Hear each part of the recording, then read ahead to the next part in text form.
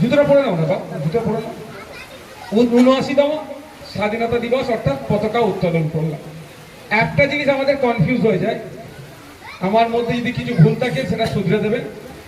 আমি যতটুকু জানি বলছি আপনাদের। পতাকা উত্তোলন আর পতাকা উন্মোচন এটা আমরা গুলিয়ে ফেলি। অনেকে দেখবেন আজকেও পতাকার মধ্যে ফুল ঢুকিয়ে দেয়। এটা সম্ভবত উন্মোচনের জন্য হয়, যেটা ২৬শে জানুয়ারি। আর ১৫ই আগস্ট হচ্ছে কি পতাকা উত্তোলন, এখানে ফুল দেওয়া যায় না।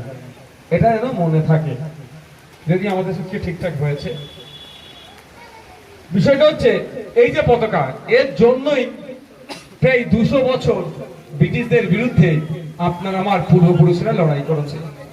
একদিকে বিনয় বাদল দীনেশ, একদিকে আশফাকুল্লাহ, একদিকে প্রীতিলতা, একদিকে মাতঙ্গিনী হাজরা, একদিকে বিরসা মুন্ডা, একদিকে ক্ষুদিরাম, একদিকে ভগৎ সিং।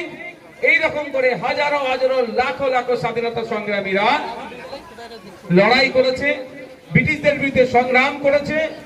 ব্রিটিশদের নিয়ে আসা কালা কানুন মানব না, ঐক্যবদ্ধ হয়ে ব্রিটিশদেরকে তাড়িয়েছে। বাংলা নয় ভারতবর্ষ থেকে বিতাড়িত করেছে।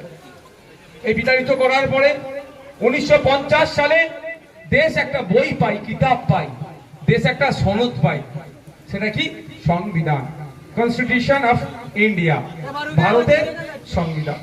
ওই সংবিধানের মধ্যে আপনি দলিত, আপনি আদিবাসী, আপনি মুসলমান, আপনি সংখ্যাগুরু, আপনি সংখ্যালঘু, আপনি কৃষক, আপনি শ্রমিক, আপনি সর্বোপরি একজন ভারতীয় নাগরিক, আপনার কি অধিকার, আপনি কি কি পাবেন, সরকারের দায়িত্ব কি, আপনাকে কি কি দেওয়া, সেইগুলো লিপিবদ্ধ আছে।